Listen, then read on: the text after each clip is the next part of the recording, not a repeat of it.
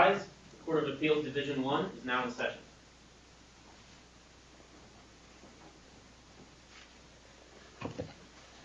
Good morning, and please be seated.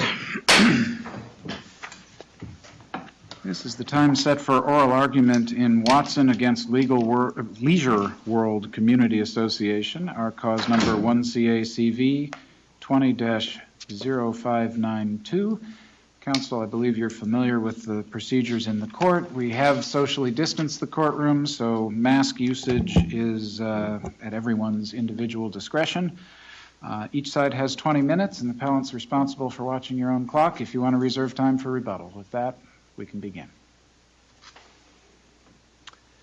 Thank you and good morning. My name is Chad Meissen. I represent Leisure World Community Association. I wanted to start with just a little bit of factual background, since we're going to be talking about a few different issues and documents, I thought it would be helpful. Leisure World itself as a community is a master plan community located in the Mesa, Arizona area. There are really two sets of documents at issue here. One that we refer to as the 2013 Consolidated and Restated Declaration, and then there's the 2014 Amendment, which amended the amendment provision of the declarations. First issue I think we should address is whether the 2014 amendment at issue survives scrutiny under Dreamland Villa, as ultimately that will determine what remaining issues are relevant. If the 2014 amendment does not survive scrutiny under Dreamland Villa, then the issue of whether the forms of consent used to pass the amendment is irrelevant, and we can move on to whether the trial court erred in awarding statutory damages under 33-420 related to the recording of the amendment. So, counsel, you can certainly argue this case however you want, but why don't we start with the Consolidated Declaration on whether that was actually an amendment, sure, and then take it from there. Absolutely. So the Leisure World Community, or I should say the Leisure World Community itself, not the association, but the community, was developed in the late 60s, early 70s. There were a number of phases that it was developed in. And each phase, when it was ready for development, there would be a set of deed restrictions, CC&Rs that were recorded related to that. As the community developed, there were a number of those, and they vastly mirrored the other declarations that were recorded.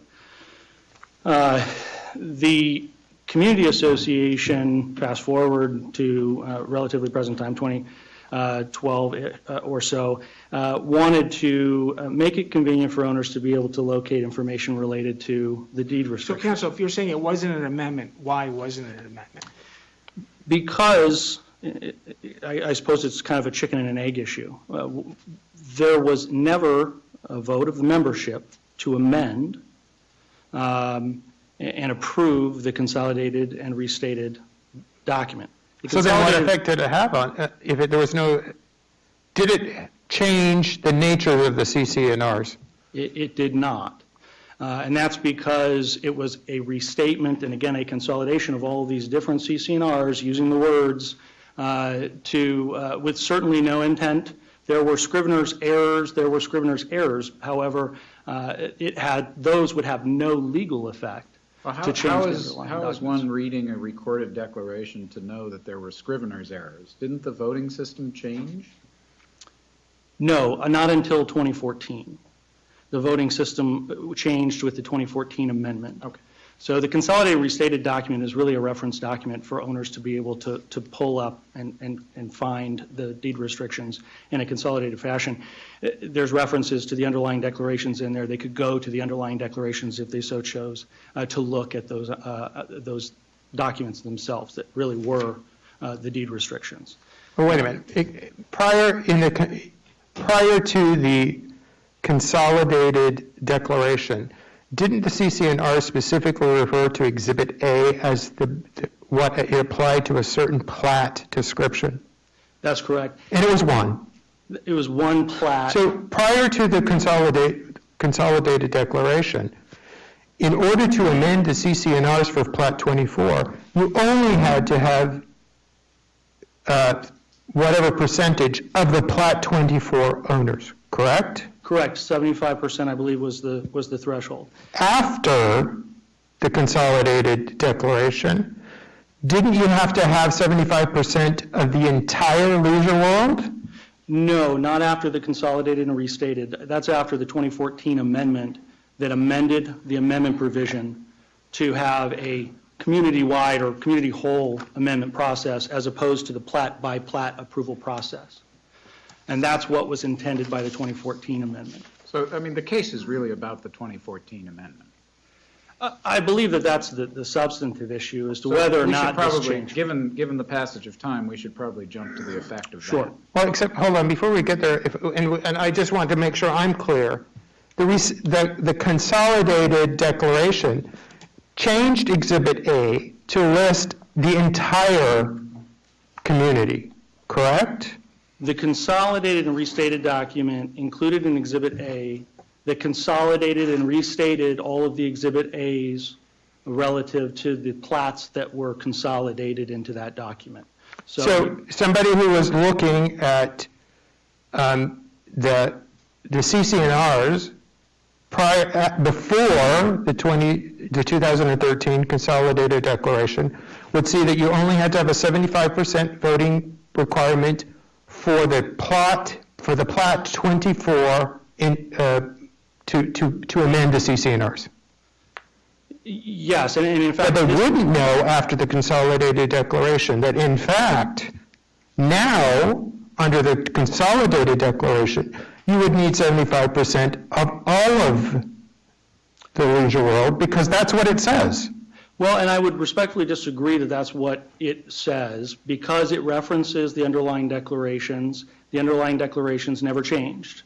This was a restatement of the underlying declarations, consolidated into a single document. Well, it says, hold on, it says in the, I'm sorry.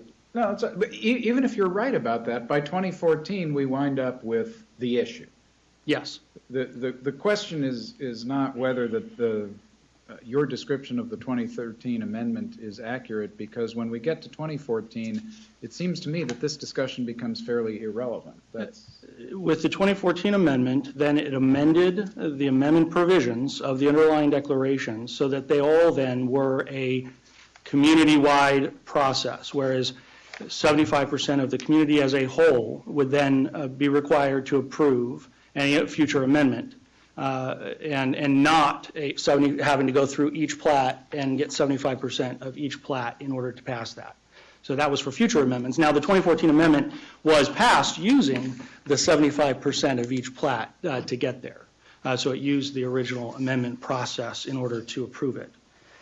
And the argument is against the 2014 amendment is, well, there are several, but one of them is the Dreamland Villa application, and that under Dreamland Villa, it was such a substantial change, an unforeseeable change that... Again, before you get to Dreamland, I really want you to address one other issue. Sure. In submitting the returns, is it 21 and 21? They came in two batches. One was 21 and one was 24. They look different. In reference, I'm sorry, I'm not following. In reference... The 2014, 25, in the 2014 amendment, 25 of the forms expressly refer to the recorder's order's consent to amending the Plat 24 declaration. But the other 21 did not commit admitted those language. Are you referring to the form of consent? Correct. Okay. So the forms were different. That's the point I was making. Yes, there were different forms of consent that were used. Now, the form of consent, there's not a statutorily prescribed form of consent. Consent could be on the back of a napkin, frankly. But the intent under the analysis of Powell v. Washburn is paramount, the intent of the parties. And the intent is very clear that just by consenting, they were consenting to something. They were consenting to the amendment having effect, to change from a plat-by-plat amendment process to a community-wide amendment process. But doesn't it go to what they thought they were consenting to? And if you don't have the form correct, we don't know if they knew what they consented to? Well, it's a great point, because there's no evidence in the record that there was any confusion about what was being proposed and what the consent forms were intended to do, or what those who consented were intending to consent to. So is your contention then that, whether 2013 or 2014, by the end of the process, there was no amendment, or there was a valid amendment? There was a valid amendment. The 2014 amendment was valid to amend the amendment provision of the underlying declarations to change from a plat by plat amendment process to a community-wide or community whole amendment process. And it was valid because? And it was valid because they received the required number of consents from owners in each plat as required under the original amendment provision. Let me ask you, was the 2013 consolidation, is that what we're calling it, necessary for the 2014 amendment? Probably not as a legal matter necessary to accomplish an amendment of the amendment provision of the underlying document. So the 2014 amendment stands on its own and doesn't glean any value from a first step in the 2013 amendment or consolidation, whatever you want. Correct. Okay. Correct. So hopefully that answers your question regarding the form of consent, but we believe that the form is not prescribed, and as long as the parties intended that outcome. Why did you use two different forms? Frankly, it was probably a product of, this took place over a long period of time. It's a large community, and to collect 75% of each plat took some time. My understanding is that there was some feedback that, in fact, I think by the parties in this case, that they had concerns with the form of consent. So while we didn't believe that was accurate, because it was just the plaintiff in this case that was arguing that the form of consent was problematic, to try and appease Mr. Watson, that's my understanding was, then there was a slight change in the language to help. A slight change? You went from including all of the description of what was taking place to no description of what was taking place. That doesn't seem like a slight change to me. Well, of course, there could have been 20 different forms of consent. Again, under Powell v. Washburn, the issue is, what were the parties intending? And there's no evidence in the record that any party who signed a consent wasn't intending this exact result. Plaintiffs presented no evidence of that.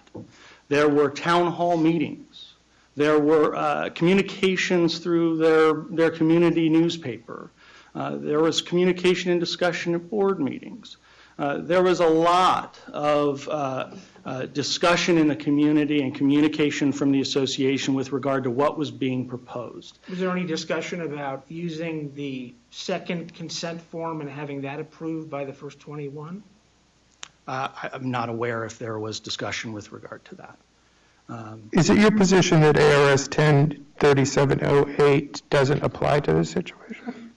103708 with regard to approval of written consent? Yeah. No, it does authorize the use of written consents. All right. And doesn't it say that the forms must describe the action taken and a written ballot to every member that sets forth the proposed action?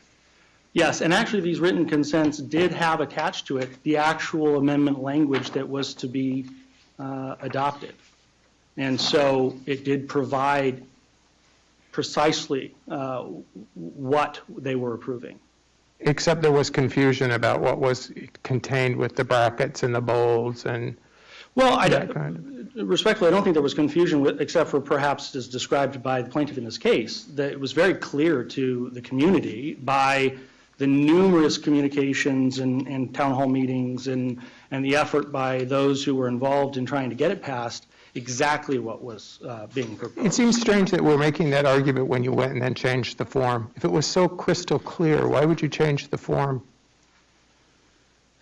I think it was to try and appease. I don't think it was not by, lawyers sitting in a room deciding whether or not that was strategically an appropriate avenue. I think it was a community discussion by lay people who were trying to, appease those who thought that there was an issue, regardless of whether there actually was a legal issue.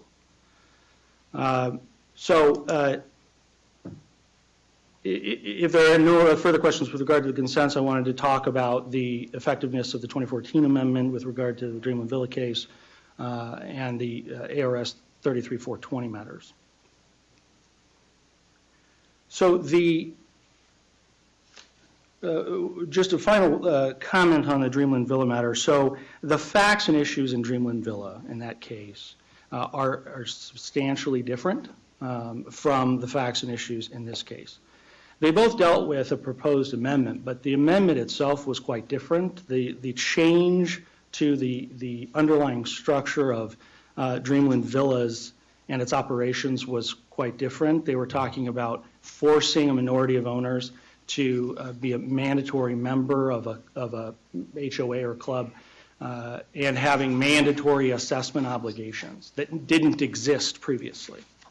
And here, obviously, we're dealing with amending an existing provision and to go from that plat-by-plat amendment process to community whole amendment process. And there were significant restrictions that were already there in place. The association or HOA had been in place and operating, and it's always been there in some form, and no new restrictions were added. We're talking about a modification of an existing restriction, or not restriction, but amendment provision in the documents. So what is Dreamland, what's the adjective, substantial? What kind of amendment does it have to be for 100%? That it be unforeseen and grab the language, unreasonably alter the nature of the covenants. And here we have Leisure World that's always been one community. It has one HOA.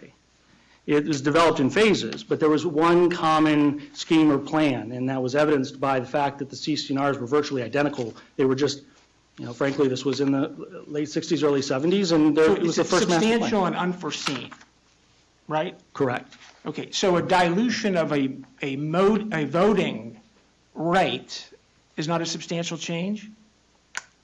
Well, I suppose any change could be a substantial change if it changes the rights of the parties. But I'm not asking about it. Diluting the vote of a lot is not a substantial change. Not one that's unforeseen. And here, that's important, because what is unforeseen is the issue in Dreamland Villas. They weren't on notice that kind of change, that they could be forced into mandatory membership and mandatory assessment obligation. Here, there's an amendment provision that we're amending. That they can be forced, is that what, here you would say that they could be forced to have a diluted voting right? I mean, if 75% of the community desired a change that they didn't, such as a change of the plat-by-plat to a community whole amendment process, then yes, the minority of the whole, so long as the 75% was reached, and in this case, it was on a plat-by-plat basis. But this provision was always there. The amendment provision was there. A change to an existing provision is contemplated, it's foreseeable. And I see that I'm running short on time. I'd like to reserve the remainder of my time for... Very well. Thank you. May it please the court, my name is Frederick Davidson of Davidson and Funkhauser, appearing on behalf of the plaintiff, appellees, and cross appellants, and I'd like to reserve 2 minutes for rebuttal on our cross appeal, if that's okay. And with me also is Eileen Gilbride from Jones Skelton Hockley, co-counsel. We don't do rebuttal. Pardon me? We don't do rebuttal. Okay. This is your chance. Okay, thank you. There are a number of undeniable truths in this case, and they're all on the record, not made up. The 2013 amendment, by any definition, was in fact an amendment. The association knew, as explained by counsel, they knew they needed owner consent. They never obtained the owner consent. In fact, the board voted to send it out to the owners because they knew that it was required because they were making substantial changes, and they never did it. And notwithstanding the fact that there was no statute, no judgment, or no specific legal authority which authorized the recordation of this document, which according to 33420D would cause a presumption of its invalidity, they went ahead and recorded it. They recorded it as a single document, which numerous changes, which were identified in that document to how to read the consolidated and restated CC&Rs. But more importantly, the subject of this case had to do with the change in the definition of project and the change to the scope of the association's veto power with regard to any CC&Rs. When all of their witnesses agreed that this was the case, it contained changes, they needed approval, and it shouldn't have been recorded, but it was. And when we went ahead and demanded that they release it, they doubled down and said, no, we're not releasing it. And remember, this is basically a 33420 case. So the 2013 amendment, as well as the 2014 amendment, both independent recordations and willful refusals to release are both pertinent in this particular situation. I understand why you would argue that, but is this really a 33420 case? It seems to me that 33420 is designed to prevent people or discourage people from wrongly placing clouds on the title of property almost as a form of theft or interference with a property right, not for what might be considered more of a legal error. Well, interfering with a property right, there could be no more basic interference with a property right than imposing what at a minimum appear facially to be restrictions upon one's property. In this particular instance, there was nothing in the recorded document that basically said this is not an amendment. There was, and appellants have indicated or suggested a number of times, well, it said, if there's something in brackets and bold that wasn't intended to be amended. Let me restate my question. It probably wasn't artful. The thrust of 33420, as I read it, seems to be to discourage or punish intentionally wrongful acts. And the way it's being read here seems almost to create strict liability for legal malpractice. No, the way it's being read, at least from our perspective, is that they knew that it was invalid, they knew that it needed owner approval, and they intentionally recorded it. They didn't have to. As an internal working document, it would have been fine. There would have been no objections, but they took the next step to record it, and therefore the public, as well as all of the owners within the community, and the record also reflects that when new owners came into the community and they requested copies of the CC&Rs, what did they give them? The 2013 document. It's a colorable theory, but wouldn't you need further factual development to establish it? No, establish the intentional element under 33420? The witnesses for Leisure World actually developed that. They identified that they knew that it was improper, that they knew that they needed, and the minutes reflected it as well, they knew that they needed the owner approval. They voted to get it, did not follow through, but nonetheless recorded it. Didn't they attempt to get it in 2014? In 2014, they attempted to get approval of the 2014 amendment. And in reality, from our perspective, they attempted to use the 2014 amendment to try to, quote, fix what had been wrong with the 2013 amendment.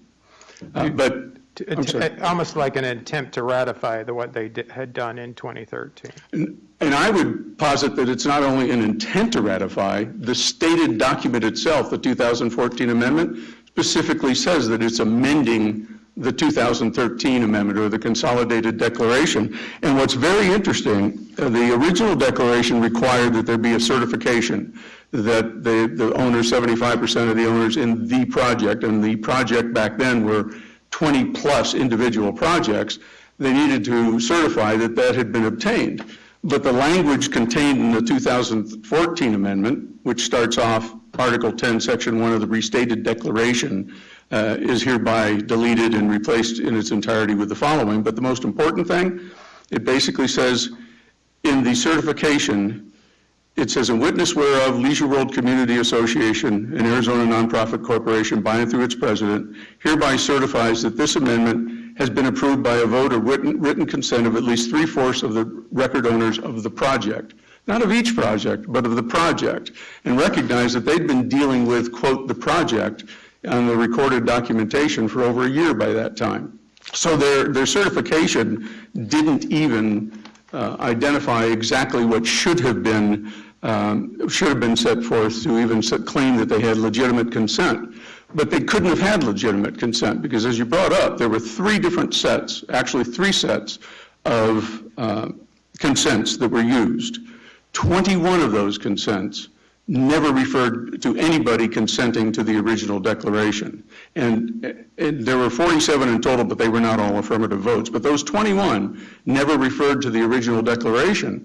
And even in the briefing, the appellants have suggested, well, the consents used what they refer to as in simple terms language, meaning that in simple terms, it basically set forth what the proposed action was going to be taken. And there were 25 that did include that, but the other 21, that in simple terms language was gone. Nowhere did they actually describe what the proposed action was. And if you take a look at the statutory requirements, I heard counsel just say they attached the entire amendment to those consent forms. The record belies that. The only document that is in the record that reflects something being attached to a consent was, and it was included in Mr. Watson's declaration in support of the motion for summary judgment, and it was a proposed amendment that actually said this amendment to the consolidated and restated declaration of covenants, conditions, and restrictions, and interestingly enough, didn't even mention the original declarations in that. There is no other document in the record that shows that something was attached to the consents, and when we requested the copies of the consents from the association, they provided us 47 pages plus a cover sheet, none of which had anything attached to them. So there's nothing in the record to reflect that. So just so I understand, there were 21 consent forms that did not describe anything as far as what they were consenting to on the face of their consent. That is correct. They basically, nothing with regard to the original declarations, and the in simple terms language, which was only in 25, not the other 21, it talked about the fact that future amendments would be adopted by the community as a whole instead of a plat-by-plat basis, that sort of thing, which was really what they were after, what they were trying to do. But that in simple terms language describing the position or the action to be taken was totally out of those 21. They just excluded it, totally excluded it. But now I'm going to piggyback on what Judge Swan just asked you. This just doesn't seem to me like this is a 420 case as far as the encumbrance that is there. There's already a CC&R that's there. There may have been some technical violations involved in the amendment process. But does that really the intent of 420 is to a gotcha moment that we're now going to award, was it over $100,000 in attorney's fees? Well, this has never been a case about damages. This has never been something where the Watsons have been going after the association for damages. In fact, the only damages that they asked for were the statutory, $5,000 on the 420 and or 420A and $1,000 on the 420C. But the sanctity of one's private property ownership is grossly maligned by someone that records a restriction against it or a lien against it. In this particular instance, you've got an assertion of interest, which in this case is a negative easement, now saying not only can your 53 other neighbors of your 54 neighbor community, your plat, decide by 75% what's going to happen with your property, you've now got 2,664 owners who can basically vote. They need 1,998 positive votes, meaning 75%, meaning 666 votes don't even have to be counted to change your declaration. And what's interesting with this, as counsel said, all 24 or all of the declarations, the 20 plus declarations stayed. But by virtue of changing the legal description of the project on each of those declarations, now each of those declarations became imposed upon every single plat, but we only care about plat 24. The other declarations were not part of this case in terms of what their content was. But now you have a situation where a recorded document that is asserting a negative easement, a right of others to essentially dictate what's going to happen with your property, and asserting rights of them to assess your property, is now far beyond the scope of what anybody could have ever anticipated, and certainly is a 33-420 issue. My view would be, what's worse, somebody recording a mechanic's lien against your property who knew that it was way past the deadline to do it, which is certainly the scope of the overwhelming majority of 33-420 cases, or the somebody of recording an entire set of CC&Rs against your property, imposing restrictions from all over the place and diluting your vote, or at least having the appearance of diluting your vote, and representing to the community, this is your declaration now, this is what we're going to go by. That to me is far worse, and that's not a gotcha moment, that's the intent, and this was also, a quiet title action. The intent of it is, get these things off, don't allow this to happen, and don't allow somebody to basically impose their will on you unless they have either a statute that says they can do it, a judgment that says they can do it, or some specific legal authority. And they knew there wasn't. So this is the first one, the 2013, they knew that was a problem, and they basically sat back and said, we're going to record it anyhow. Well, counsel, your colleague says that 2013 consolidation was irrelevant, that it didn't do anything. It was necessary for the dilution of the voting rights, and it had no significant impact. It was almost an administrative. Well, I didn't say that. Counsel for Leisure World said that. My perspective is that it did have an impact because it was noticed to all, as a recorded document is public notice, that these are the restrictions. We don't know what impact it had with regard to people who didn't want to come into the community and buy, or other things like that. What we do know is that facially, it imposed restrictions upon these lots that had never, ever been imposed before, and on top of that, gave the association unbridled veto power, meaning a board of directors, unbridled veto power to stop any amendment that the owners might want to do. That's pretty serious stuff. Talk about facially imposed, like what? Well, right now, or before 2013, Plat 24 was governed by its declaration and the restrictions in that declaration. According to the public record, after the 2013 amendment was recorded, those Plat 24 owners now were imposed upon by every single Plat's recorded declaration, because that's how the document read. And they were different. We don't know the extent to which they were different, but they were all separate CC&Rs, and that's not in the record. There are not what separate. if they all have the exact same terms? We don't know that, and that's not part of the record. They never introduced it. They never introduced the Leisure World. Never Well, you have introduced the the other burden ones. on this statute to show that the recordation had some impact on the value of your real estate, and if there was the exact same CC&R in all 22, what's the impact? Okay, according to 33-420, no. The only reason I would have to show that there's some value or impact on value if I was going for something other than the statutory damages. All it requires, very simply, a person purporting to claim an interest, which is the association, they're claiming an interest in your property, or a lien or an encumbrance, and John Graham, our expert witness, basically said although CC&Rs are typically not considered an encumbrance, when they're invalid, they are a cloud on title. What's the point of an expert witness? Pardon me? What's the point of an expert witness to determine the definition of a statutory term? I've always wondered that. Well, interestingly enough, in the real estate law business, I find that an incredible minority of real estate lawyers understand title issues. That may be, but I always thought that interpreting the statutory terms was our job. It is, and that's why we're here today. Well, I appreciate it, and that's what your argument is for, but it's different from an expert witness. Right, no, I understand that, and we are not, I'm not emphasizing the encumbrance part of it. I'm emphasizing the fact that it is asserting an interest in the property, and they cause the document to be recorded, knowing, or having reason to know, that it's invalid.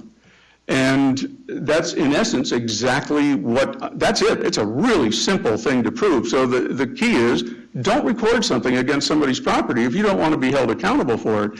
And certainly, if you know it's invalid, which they did, they admitted to that, you don't do it.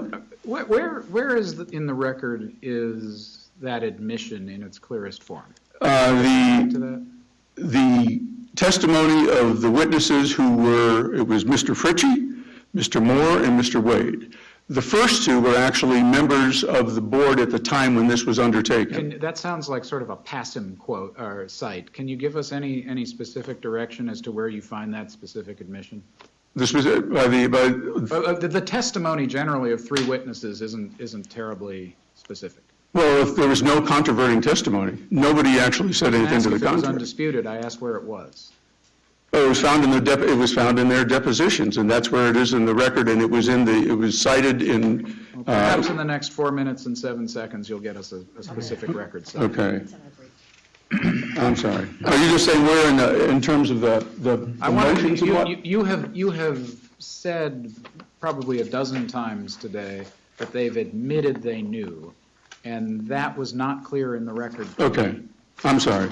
There was a supplemental summary judgment motion, which are items, record items 40 and 41, and that is where the 41 paragraph 2, 41 paragraph 6, 41 paragraph 3, 41 again paragraph 6, but it's in the record in 41, which was a separate statement of facts in support of the supplemental motion for summary judgment, where all that set forth the verbatim testimony of those individuals. Okay. Now, hypothetically, if the association had recorded a consolidated declaration that didn't change a word from the late 1960s, but just updated the font and didn't get approval to do that, would you say that's a 33-420 issue?